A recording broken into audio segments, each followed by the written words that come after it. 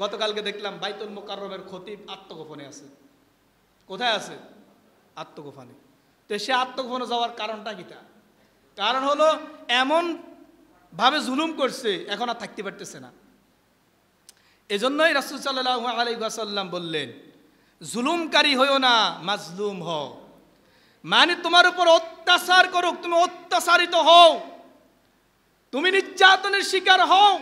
কারণ ইয়া দাওয়াতাল মাজলুম, মাজলুম যখন আল্লাহর কাছে দোয়া করে, মাজলুম যখন আল্লাহর কাছে দোয়া করে, এ মাজলুম নামাজি হোক আর বেনামাজি হোক, সেই মুসলমান হোক আর কাফের হোক, মাজলুম যখন আল্লাহর কাছে বদদোয়া করে, ইয়া দাওয়াতাল মাজলুম ফাইন্না বাইনা ওয়া বাইনিল্লাহিল হিজাব, এই মাজলুমের দোয়া আল্লাহ এবং বান্দার মধ্যে কোনো পর্দা থাকে না।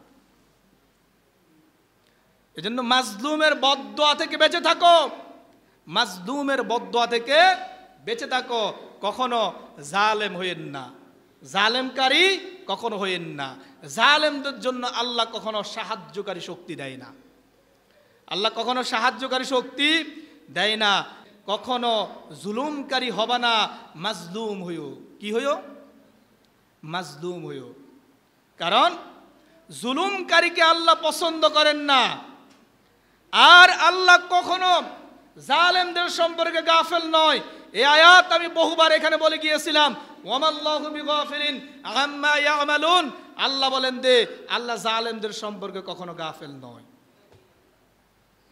পৃথিবীতে অসংখ্য অগণিত জালেম এসেছে, যাদেরকে আল্লাহ সুবহানাহু ওয়া তাআলা এমন ভাবে পাকড়াহ করেছে, এমন ভাবে পাকড়াহ করেছে।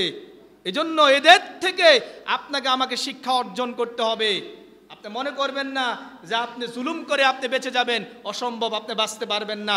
সূরা হুদের 102 নম্বর আয়াতে এসেছে, ইজা আখাযাল কুরা ওয়া হিয়া যালিমা ইন্না আখযাহু আলীমুন শাদীদ।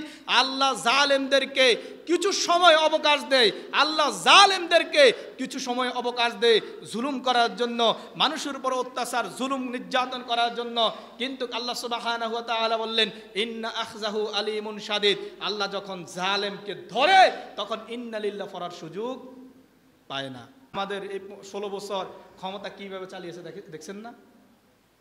কথা বলা যেত না, কথা বলেছেন তো তখন ট্যাগ দিয়ে দিবে, ও হুজুর মনে আপনি জামাত করেন না, আপনি এই কথাটা এমন কেন বললেন? অথচ জানেও না, কোরআন হাদিসের বালা কিছু বোঝে না।